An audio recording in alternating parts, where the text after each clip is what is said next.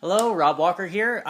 So I have to talk about a subject that has been plaguing me for months, nay, years actually, and that subject is franchises. More specifically, the term franchise. I hate when people use the word franchise. My fellow writers at nerdreactor.com use the word franchise a lot. They use it to describe the Justice League movie. They use it to describe the Marvel Universe, Spider-Man, endless discussions of franchises.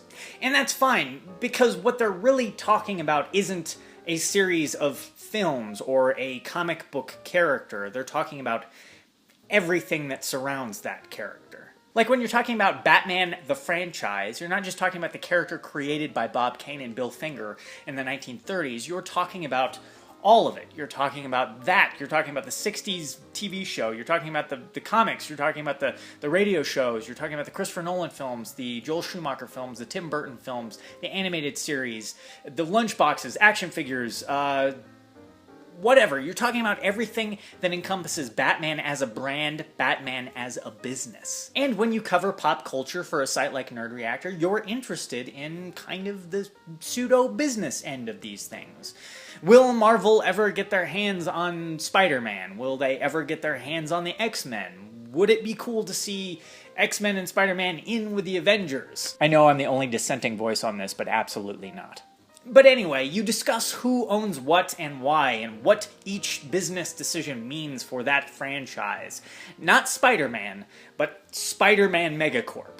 And while I find some of that interesting, what really kind of bugs me is when regular people not involved in that world use the term franchise. You see, usually people use the term franchise to describe a series of films. So they'll say the Indiana Jones franchise, which is comprised of 4 films. I'm sorry, yes, it is 4 films, and a TV series, which was canonized by the 4th film. So these people use the term franchise to describe 4 Indiana Jones movies when what they really mean is series.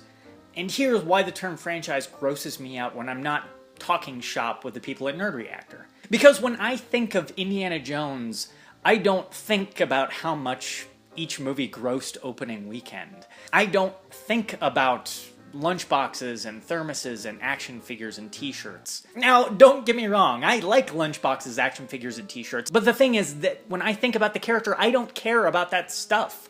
What I care about is the art. And when regular folks use the term franchise not in a shop-talky, pop culture-y, how much did it make opening weekend kind of way, it really bothers me, because it feels like we're casting art aside. And in today's modern culture, that does kind of seem to be the case. I feel like art is dying in favor of commerce. I mean, sure, Hollywood runs off of money. It doesn't matter how little a film or how big a film, you need money to put into it, right? But when the need for money starts to diminish the art itself in favor of a bottom line, and more importantly, when people start using business inside baseball terms to describe art, that's kind of a warning sign, don't you think? I don't know, maybe I'm overthinking this. What do you guys think? I'd love to hear your thoughts on this. I do really cringe every time I hear someone use the word franchise, and we're not talking about a franchise, we're talking about a series. This is Rob Walker saying, thank you for watching.